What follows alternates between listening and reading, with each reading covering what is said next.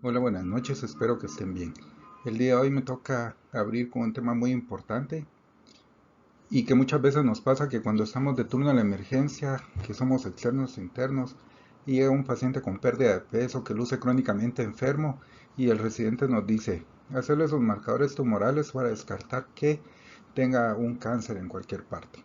Pero como veremos a continuación, esto puede ocasionar que se desperdicien recursos de una forma desordenada y no siempre indican una enfermedad tumoral. Estas son las preguntas de la conferencia. Acude una mujer de 28 años, preocupada pues la abuela y la mamá de su cuñada fallecieron de cáncer de ovario y por su consejo de su cuñada se realiza un CA 125 que sale en 100. ¿Cuál sería nuestra conducta? La paciente debe ser llevada a la paratomía exploradora por el CA 125. El valor de CA 125 en pacientes asintomáticas no justifica ninguna acción. Debe hacerse un estadiaje con ultrasonido transvaginal y tomografía de tórax y abdomen para estadificar un probable cáncer de ovario. Debe realizarse una determinación cada 3 meses para descartar cáncer de ovario. La pregunta 2. Son causas del aumento del CA 125 las siguientes: cirrosis, embarazo, endometriosis, enfermedad inflamatoria pélvica, el cáncer de ovario y F. La pregunta número 3. ¿Cuál es el marcador tumoral que se acerca más a ser un marcador ideal que puede utilizarse como detección oportuna, diagnóstico, pronóstico y seguimiento? El CA 19-9, el antígeno prostático específico, el antígeno carcinoembrionario, el CA 15-3 o el CA 125. Los objetivos de la plática son definir adecuadamente qué es un marcador tumoral, cuáles son los marcadores tumorales más comúnmente utilizados, demostrándolo en casos clínicos y finalmente describir cuáles son los nuevos marcadores con los que debemos familiarizarnos. Entonces, un marcador tumoral es una sustancia producida en el proceso de transformación, proliferación, desdiferenciación o producción de metástasis que puede ser identificada en el suero, orina o tejidos tumorales y que sirve para la detección oportuna. Es decir, antes de que el paciente tenga molestias, eh, por ejemplo, que vaya a su examen anual de salud y se le detecte el antígeno prostático en 20. También puede servir como diagnóstico, por ejemplo, la subunidad beta de la gonadotropina coriónica humana, que se eleva en cáncer de testículo o cariocarcinoma. También puede servir como predictor y de detección de recurrencia, por ejemplo, cuando sube el CA 125 a una paciente que está en vigilancia por cáncer de ovario. Pero eso lo vamos a ir platicando poco a poco. En otras palabras, todos los días en nuestro cuerpo se producen alrededor de 10.000 mutaciones que pueden llevar a cáncer, y los sistemas de reparación del ADN logran resolver el 99.9% de las veces, reparando el ADN. Pero algunas veces una célula mutada no se repara e inicia a reproducirse continuamente. Una célula se vuelven 2, 2 se vuelven 4, 4 se vuelven 16, como la canción, y en esa proliferación va adquiriendo un fenotipo maligno caracterizado por la inmortalidad celular, la desdiferenciación, y en cada proceso de formación el tumor se va soltando metabolitos, productos de desecho o producción de sustancias hormonales que pueden irse cuantificando y por tanto servir como marcadores tumorales. Para clarificar más este último concepto, los reactivos de los marcadores tumorales son antígenos que reaccionan a las sustancias producidas por el tumor. Y esta es una buena manera de clasificarlos, ya sea antígenos oncofetales, por ejemplo la alfa-fetoproteína, que se secreta en tumores del hígado y lo que representa es una desdiferenciación celular, y por lo tanto la alfa-fetoproteína, que es una proteína que se produce en la vida fetal, se comienza a detectar en la vida adulta.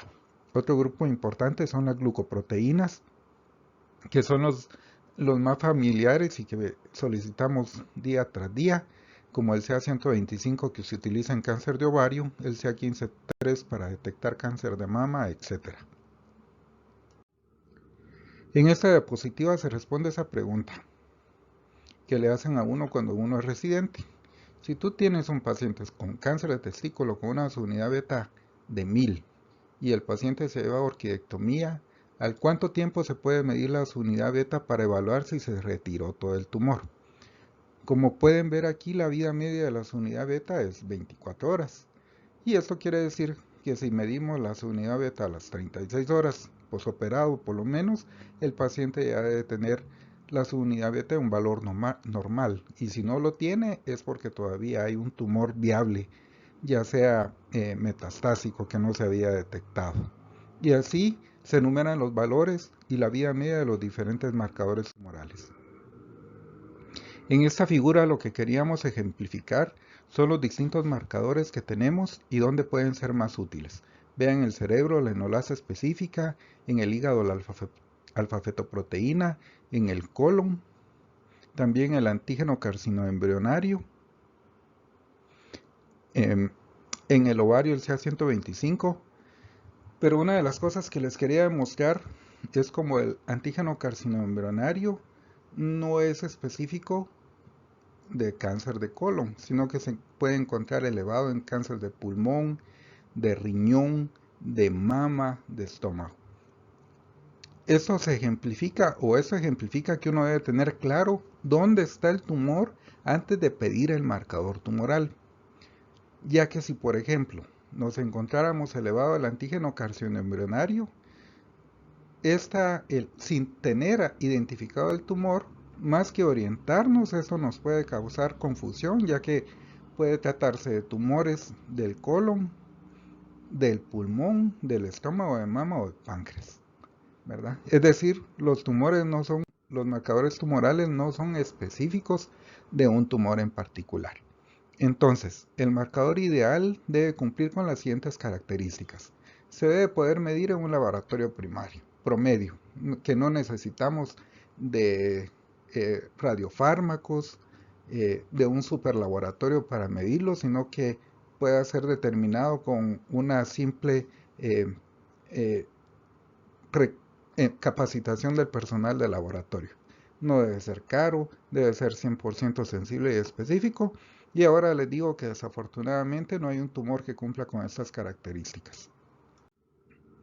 De acuerdo a lo anterior, los marcadores pueden ser sensibles y específicos como la calcitonina, el antígeno de prostático específico y la unidad beta, que pueden indicar cáncer medular de tiroides, cáncer de próstata, por ejemplo, o ser tan inespecíficos como enzimas como la deshidrogenasa láctica, que puede elevarse por enfermedades óseas, hepáticas, etc. Y en medio quedan las glucoproteínas como el CA125 y el CA15-3, que estamos más acostumbrados a manejarlos, como hemos dicho anteriormente, y que ahorita vamos a revisar. Esto es importante. El valor elevado de un marcador tumoral por sí solo no es suficiente para diagnosticar cáncer. Por eso, en los anuncios de los laboratorios donde se ofrece un panel de marcadores tumorales para descartar cáncer, lo que ocasiona son dos cosas. Primero, un gasto innecesario, pues como vamos a ver a continuación, primero debemos de identificar el tumor y luego hacer el marcador que sea más útil para dicho tumor. Ya que si uno quisiera sacar un panel de marcadores tumorales, únicamente eleva el costo y principalmente puede llevar a hacer confusión. Porque el tener un cáncer no implica tener los marcadores tumorales altos, y al revés. Tener los marcadores tumorales altos no significa tener cáncer. Y esto es algo paradójico, pero lo vamos a explicar a continuación. ¿Cuál es la utilidad de un marcador tumoral? En resumen, podemos decir que un buen marcador tumoral no solo debe ser accesible, específico, sensible, sino que debe servir para algunas de las siguientes funciones: detección oportuna del cáncer, diagnóstico, pronóstico, seguimiento y detectar recurrencias tempranas. Por ejemplo, una paciente de 66 años sin antecedente, hipertensa, con trastorno psicótico, alteración del patrón hepático, se hace un ultrasonido abdominal que demuestra una masa pélvica. Con estos exámenes que se ven a su izquierda, aquí están los exámenes de laboratorio de las pruebas hepáticas y de 4 marcadores tumorales, que aquí de este lado están los valores normales. Así podemos ver que la alfa-fetoproteína y el antígeno carcinoembrionario están bien, pero el CA125 y el CA15-3 están levemente aumentados. Aquí se estableció un diagnóstico probable de carcinoma de ovario y carcinoma de mama, y cuando se juntó el ultrasonido, se hizo la mamografía, pues se descubrió que finalmente la paciente lo que tenía era un cáncer de ovario. Pero fíjense ustedes, ¿por qué un examen de CA125 elevado sin ningún otro síntoma no es diagnóstico de cáncer? Y esto es porque hasta personas normales pueden tener niveles elevados de CA125. Y cuando van a hacerse exámenes de detección para cáncer sin haberse detectado el tumor primero, lo único que siembra es confusión. ¿Y cómo le explicamos a ese paciente? Fíjate que tu CA125 te salió elevado, pero no te vamos a hacer nada. Entonces mejor es no sacarlo. Y aún tenemos condiciones fisiológicas como el embarazo, que también elevan el CA125, y otras enfermedades como cirrosis, enfermedad inflamatoria pélvica, endometriosis, quistes ováricos y enfermedad fibroquística de la mama, que no son tumorales, que no son causas oncogénicas, y lo que van a hacer es preocupar al paciente. Por eso es que hay que ser juicioso cuando enviamos a tomar este examen. Y aquí vemos cómo diferentes tipos de cáncer pueden elevar un solo marcador tumoral, es decir, no son específicos. Por eso les repito que primero debemos localizar el tumor y luego hacer el examen, y no al revés, ¿verdad? Porque el CA125 nos puede orientar a cáncer de ovario, pero también puede estar elevado en cáncer de pulmón, de mama, cáncer de endometrio, cáncer de cervix y cáncer colorectal. En cuanto a la función pronóstica, de nuevo nos sirve el CA125 para ejemplificar que cuando tenemos una paciente con cáncer de ovario en etapa 4 y un CA125 de 1500, le administramos 3 ciclos de quimio y este llega a ser menos de 10, esto nos pronostica que la paciente tiene un 50% de probabilidad de estar viva a los 5 años. Pero si después de 4 ciclos el CA125 está por arriba de 10, el promedio de supervivencia es únicamente de 7 meses. Así pues, la vigilancia, la principal aplicación del CA125 es en la vigilancia del cáncer de ovario como pronóstico después de la quimioterapia, ya que tiene una sensibilidad del 85% y una sensibilidad del 68%, y también puede elevarse en cáncer de estómago, colon y mama. Estas son las guías de la NCCN, que es un compendio de conductas diagnósticas y terapéuticas de enfermedades oncológicas. Vemos que muchas veces es la combinación de varios exámenes de la historia clínica, del ultrasonido, de las tomografías y de un juego de varios marcadores los que llevan al diagnóstico de la masa pélvica, al tipo de tumor y al tipo de tratamiento que le podemos dar a esta paciente. Otro marcador que es frecuentemente solicitado en los servicios de medicina y clínicas de consulta externa es el CA15-3, utilizado en el seguimiento de cáncer de mama. Por lo tanto, tampoco puede ser usado como diagnóstico oportuno y que nos lleve a pensar que tener un CA15-3 normal pueda sustituir a la mamografía, por ejemplo. Ya que, como sucede con el CA125, se presenta elevado en condiciones benignas. Y de nuevo, su principal utilidad es el paciente que ya tiene diagnóstico de cáncer de mama y que ya ha terminado su tratamiento. Y esa es la fase de seguimiento, y aquí tiene una sensibilidad del 80%. Y así es como los residentes de oncología llevan el control de las pacientes con cáncer de mama. Esa es una paciente que termina su tratamiento aquí, una paciente de 38 años, ya se operó, ya se aplicó sus quimioterapias y ya terminó la radioterapia. Vean ustedes cómo el CA125 estaba en 30, estaba normal. Luego subió un poco, volvió a bajar, se mantuvo estable, pero en agosto, en julio comienza a subir, en agosto ya está en 100 y en septiembre llega a su máximo pico en 120. Aquí se le realizó una tomografía que demostró metástasis hepática e inició quimioterapia, y posterior a 3 ciclos el CA15-3 ya había vuelto a lo normal. De nuevo, y en esto soy muy reiterativo, no sirve para hacer diagnóstico, sino que su principal utilidad es en pacientes que ya sabemos que tienen cáncer y nos sirve para detectar recurrencia de manera temprana antes de que sea evidente en la tomografía. Otro marcador comúnmente solicitado por los colegas es el CA19-9, principalmente por los cirujanos, que se encuentra elevado en pacientes con cáncer de páncreas, de vías biliares, colon, esófago e hígado. Y de nuevo, este también se puede aumentar en enfermedades benignas como pancreatitis y colestasis hepática. Cuando hay cáncer en la cabeza de páncreas y uno se encuentra un CA19-9 arriba de 1000, se considera un tumor irresecable. Entonces también funciona como de tratamiento para decidir un tratamiento, y tampoco se utiliza como una detección oportuna. Este es otro caso, una mujer de 50 años sin antecedentes de tóxicos, con alteración de pruebas hepáticas. Se le efectúa una determinación del CA19-9 que sale en 2000 y un valor normal menor de 37. Se realizaron estudios que no demostraron malignidad hepática y se decidió repetírselos por otro método, y aquí salió en 7.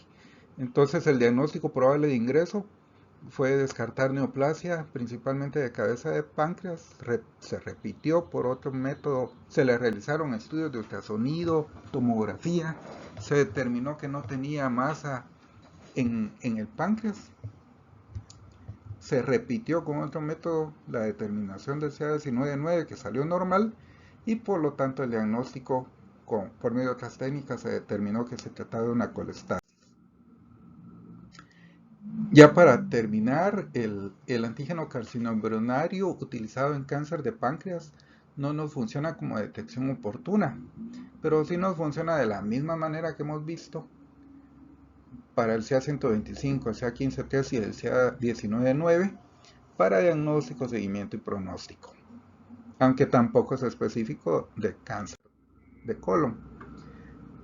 Y ya casi para terminar, el antígeno prostático específico es el marcador que más se acerca a las características del marcador ideal, ya que se puede utilizar como detección oportuna en lugar del tacto rectal, como diagnóstico, ya que como puede verse en esta tabla, si sale arriba de 20, el antígeno prostático específico, es muy probable que indique cáncer de próstata.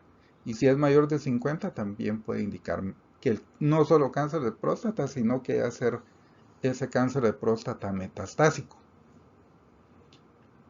Por eso el nombre del marcador tumoral antígeno prostático específico, porque es específico de cáncer, aunque puede haber una ligera elevación en pacientes con hiperplasia prostática benigna. Finalmente, la alfa-fetoproteína es un marcador tumoral para el diagnóstico de hepatocarcinoma, que si ustedes recuerdan habíamos platicado que aquí en Guatemala el hepatocarcinoma es una neoplasia muy frecuente, y el diagnóstico se basa en 3 métodos, que es la tomografía trifásica, los niveles altos de alfa-fetoproteína y la biopsia. Muchos de nuestros pacientes, aquí el 80% casi, tienen cirrosis de distintas etiologías, y lo que determina la supervivencia es el estado de reserva funcional hepática o la clasificación de Child-Pugh, y los niveles aumentados de 1000 de alfa-fetoproteína es un mal pronóstico, como lo demuestra este estudio de 132 pacientes que hicimos en el ICSS en el 2016 con hepatocarcinoma.